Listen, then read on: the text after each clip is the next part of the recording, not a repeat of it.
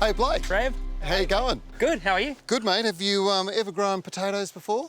I've cooked with a lot of potatoes, Yep. many different coloured potatoes, but nothing quite like this. No, they're pretty blue, aren't they? They are. So I was going to plant some out of my garden. Want to give me a hand? Let's do it, mate. All right, come on. So, Trev, blue potatoes, where do these come from? I've never seen them before. Yeah, they're pretty unique, although they're starting to become more and more common.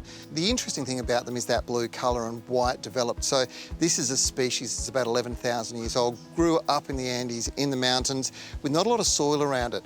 And that blue colour's to protect the plant from the UV that's out there. So, you know, with potatoes, if they turn green in the kitchen, they're not good for you. Yep. Well, that's why these are blue. They're protecting themselves.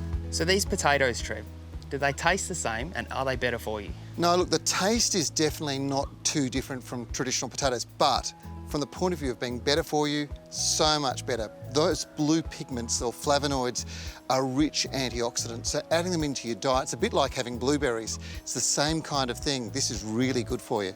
Making me hungry. All right, come on, let's go and plant some. Let's do it.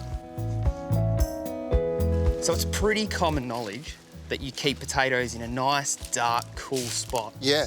But I find sometimes every now and then I get one goes a little bit green. Yeah, so that's a real problem because that's a toxin that's inside the potato that the greener it gets because of that chlorophyll that's forming around the outside, the more of that toxin there is. You do not want to be coming in contact with that. So those potatoes get planted in garden beds just like this. And the idea is that we're going to create a bit of a trench down through here. Now, if you're planting traditional potatoes, they could go down quite deep and then you just keep heaping the soil in. But because of these purple ones, this blue colour that's in them, they don't need to go too deep because the UV doesn't affect them. Great, that sounds like less digging for me, so I'm in. Just cut the potatoes in half and space them in the trench about 20 centimetres apart. And that's it. Once they start growing, I'll throw some old straw from the chook pen on top. We'll be harvesting more potatoes in about 4 months.